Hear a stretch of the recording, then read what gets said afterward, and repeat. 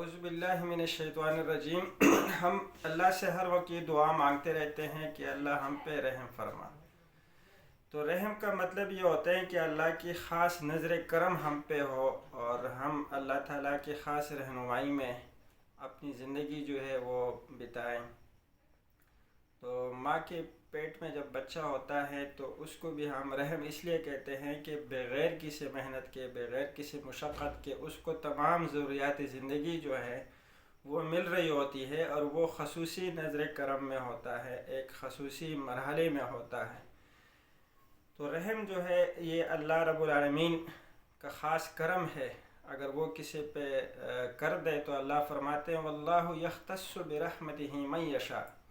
اور اللہ جس پہ چاہے اپنی رحمت خاص کر دیتا ہے، خاص رحم اس پہ فرما دیتا ہے۔ بسم اللہ الرحمن الرحیم میں بھی ہم اللہ کا یہ صفت بیان کرتے ہیں کہ شروع کرتا ہوں اللہ کے نام سے جو نہایت مہربان اور رحم کرنے والا ہے۔ اللہ جب خاص کسی پہ مہربان ہو جاتا ہے، رحم فرماتا ہے، تو یہ اللہ کی بہت بڑی نعمت ہے۔ تو جو آیت میں نے پڑھی تھی اس میں اللہ فرماتے ہیں کہ جس پہ اللہ چاہے مہربان ہو جاتا ہے۔ تو اس پہ ذرا مزید ہماری پیاس ابھی بھی نہیں پوچھی، یہ سوال ہمارے ذہن میں پیدا ہو سکتا ہے کہ اللہ کس پہ مہربان ہوتا ہے۔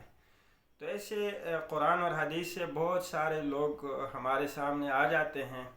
جن کے بارے میں اللہ فرماتے ہیں کہ میری رحمت ان کے بہت قریب ہوتی ہے اور یہ میرے رحمت کے سائے میں ہوتے ہیں۔ تو ان میں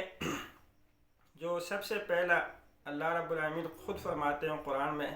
وہ شخص ہیں کہ جو قرآن مجید کی تلاوت کو، قرآن مجید کی دروس کو غور سے سنتا ہے اور اس پر عمل کرنے کی کوشش کرتا ہے۔ اللہ رب العالمین فرماتے ہیں وَإِذَا قُرِئَ الْقُرْآنُ فَاسْتَمِعُوا لَهُ وَأَنصِتُوا لَعَلَّكُمْ تُرْحَمُونَ، اور جب بھی قرآن پڑھا جائیں تو خاموش رہا کرو اور اس کو بڑے دھیان سے سن لیا کرو تاکہ تم پہ رحم فرما دیا جائے۔ تو یہاں یہ ایک قسم کے لوگ ثابت ہو گئے ہیں جن کے بارے میں ہمیں یہ رہنمائی مل گئی کہ یہ وہ لوگ ہیں جو اللہ رب العالمین کے رحم اور رحمت اور مہربانی کے سائے میں ہوتے ہیں۔ کون سے لوگ؟ جو قرآن کو سنتے ہیں بڑے غور کے ساتھ اور بڑے احترام کے ساتھ اور خاموش رہتے ہیں۔ اسی طرح بیٹی کو بھی رحمت قرار دیا گیا ہے۔ اگر کسی کی بیٹی ہے تو اس کا مطلب اللہ کی رحمت اس پر ہو گئی ہے، اللہ کی رحمت ہے۔ اس طرح مہمانوں کو بھی رحمت بنا کے پیش کیا گیا ہے کہ مہمان جو ہے یہ جب کسی کے گھر آتے ہیں تو یہ بھی اللہ کی ایک مہربانی ہوتی ہے کہ ان کے گھر کا کھانا کھایا جاتا ہے اور اس سے ان کے گھروں میں برکتیں اور فضیلتیں نازل ہو جاتی ہے۔ اسی طرح دوسری جگہ اللہ رب العالمین کا فرمان ہے کہ ان رحمتی قریب من المحسنین، کہ میری رحمت محسنین کے قریب قریب ہی رہتی ہے۔ محسن کون لوگ ہیں؟ محسن کو اگر ہم اردو میں ٹرانسلیٹ کریں تو اس کا مطلب ہے بہترین کارکردگی دکھانے والے، حسن کارکردگی، حسن سے بنا ہے۔ تو حسن میں کیا ہوتا ہے کہ ایک آدمی کے اندر کوئی کمی نہیں ہوتی، ہر لحاظ سے وہ پرفیکٹ ہوتا ہے۔ تو یہاں بھی اللہ نے یہ فرمایا ہے کہ جو محسنین ہوتے ہیں یعنی چھوٹے کے ساتھ کیسا برتاؤ کرنا ہے، پڑوسیوں کے ساتھ کیسا رویہ رکھنا ہے، بڑوں کے ساتھ، اساتذہ کے ساتھ، والدین کے ساتھ، بزرگوں کے ساتھ، ان سب میں جو اس کے اوپر ذمہ داریاں ہیں اور جو اس سے توقعات ہے وہ اس میں اچھی کارکردگی دکھاتا ہے اور عرف عام میں اس کو ایک اچھا آدمی تصور کیا جاتا ہے۔ تو محسن ایک بہت بڑا لفظ ہے عربی زبان کا، جس کا ہم اردو میں شارٹ کٹ معنی یہ کر سکتے ہیں کہ وہ شخص جو اچھی کارکردگی کا لائق ہو۔ تو اس کو اللہ رب العالمین فرماتے ہیں کہ یہ میری طرف سے انعام ہوتا ہے کہ ان رحمتی قریب من المحسنین، میری رحمت محسنین کے قریب قریب رہتی ہیں، یا محسنین میرے رحمت کے بہت قریب آ جاتے ہیں۔ تو اس میں خاص طور پہ جو مقام ہے حسن سلوک کا، وہ کون ہے؟ ظاہر بات ہے انسان کے والدین ہیں، ان کے ساتھ وہ اچھا سلوک کرتا ہے۔ پھر حسن سلوک کے سب سے زیادہ مستحق کون لوگ ہیں؟ اساتذہ ہیں، ان کے ساتھ اس کے رویہ بڑا اچھا ہوتا ہے۔ پھر پڑوسی ہیں، ان کے ساتھ اس کا رویہ اچھا ہوتا ہے۔ پھر آس پڑوس کے جو اور رشتہ دار ہیں، پھر ہمارے بیوی ہے، بچے ہیں، بہن ہے، بھائی ہیں، کولیگز ہیں، تو ان سب کے ساتھ جو ہیں اچھی کارکردگی، حسن کارکردگی جو دکھاتا ہے اس کو قرآن محسنین کہتا ہے، یعنی قابل تحسین کام جو کرتا ہے، جس پہ اس کو ایوارڈ ملتا ہے، جس پہ لوگ اس کی تعریف کرتے ہیں۔ تو اللہ نے یہاں یہ فرمایا کہ ان رحمتی قریب من المحسنین، میری رحمت محسنین کے قریب قریب رہتی ہے، اور یہ اس کے بہت زیادہ قریب پہنچ چکے ہوتے ہیں۔ اس طرح ایک اور حدیث ہے، اللہ کے نبی فرماتے ہیں کہ رحمت، اللہ کے نبی کی دعا ہے کہ اللہ تو ان پہ رحم فرما،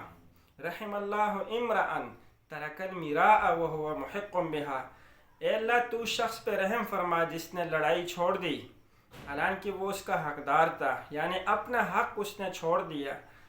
صرف اس بات کے لیے کہ میری اس بات کے پیچھے اگر میں لگ گیا، اپنی اس چادر کے لیے، اپنی ان پیسوں کے لیے، اپنی اس جائیداد کے لیے، اپنی اس مکان کے لیے، اور یہ بات آگے چلی جائے گی تو پولیس تک بات پہنچ جائے گی، عدالت تک پہنچ جائے گی، لڑائی جھگڑے ہوں گے، بدمزگی پیدا ہوگی، تو اپنا حق اس نے صرف اس وجہ سے چھوڑ دیا کہ لڑائی پیدا نہ ہو جائے، دو دلوں میں جدائی نہ آ جائیں، توڑ نہ آ جائیں، افتراق نہ آ جائیں، نفرتیں پیدا نہ ہو جائیں۔ محبت قائم رکھنے کے لیے کئی دفعہ ہم اپنے کندھے جھکاتے ہیں، کئی دفعہ ہم چشم پوشی کر لیتے ہیں، کئی دفعہ ہم اپنی بہت ساری باتوں کو بیان نہیں کرتے کہ اس سے فتنہ اور فساد اور اندیشہ پھیلنے کا خدشہ ہوتا ہے، تو ہم بہت ساری چیزوں پہ چشم پوشی کر لیتے ہیں۔ تو یہی اللہ رب العالمین، اللہ کے نبی فرماتے ہیں کہ ایک چیز کا حقدار ہونے کے باوجود لڑائی کی غرض سے کہ لڑائی نہ ہو، اس غرض سے اس چیز سے دستبردار ہو جانے والے شخص پہ اے اللہ تو اپنا رحم فرما، تو یہ کتنی بڑی سعادت ہوئی۔ اسی طرح ایک اور حدیث ہے، اللہ کے نبی فرماتے ہیں کہ جو میری بات سنتا ہے اور پھر اس پہ عمل کرتا ہے اور پھر اس کو دوسرے تک پہنچاتا ہے، تو اے اللہ تو ایسے شخص پہ رحم فرما کہ اس کو تر و تازہ رکھ، اس کو سلامت رکھ۔ نظر اللہ عمران سمع مقالتی فحفظها ووعاها واداها كما سمعها، اے اللہ تو شخص کو تر و تازہ رکھ جس نے میری بات سن لی، پھر اس کو سمجھ لیا، پھر اس کو آگے پہنچایا، اس پہ عمل کیا، یعنی نیک بات پہنچانے والے، نیک بات سمجھنے والے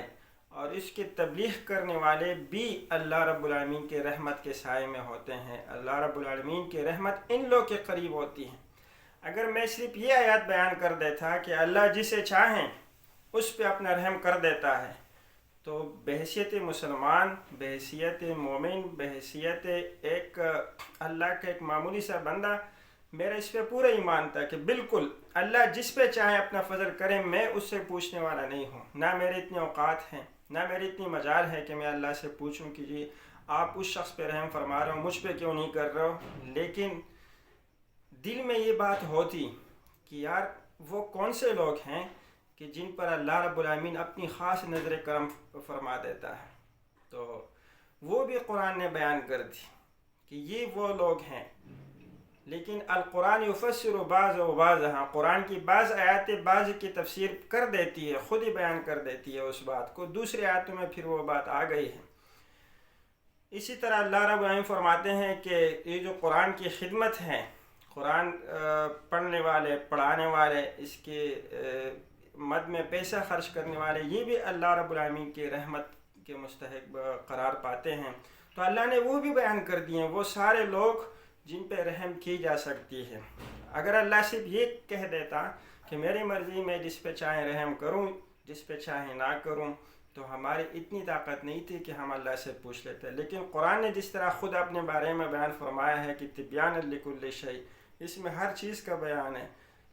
ما فرطنا فیہ من شیء، اس میں ہم نے کسی چیز کی کمی نہیں چھوڑی۔ تو ایک چھوٹا سا اگر سوال پیدا ہوتا تو اس کا بھی جواب قرآن میں موجود ہیں، اور ان باتوں پر عمل کرتے ہوئے ہم بڑے آسانی سے، بڑے آرام سے اللہ رب العالمین کے رحمت کے مستوجب قرار پا سکتے ہیں۔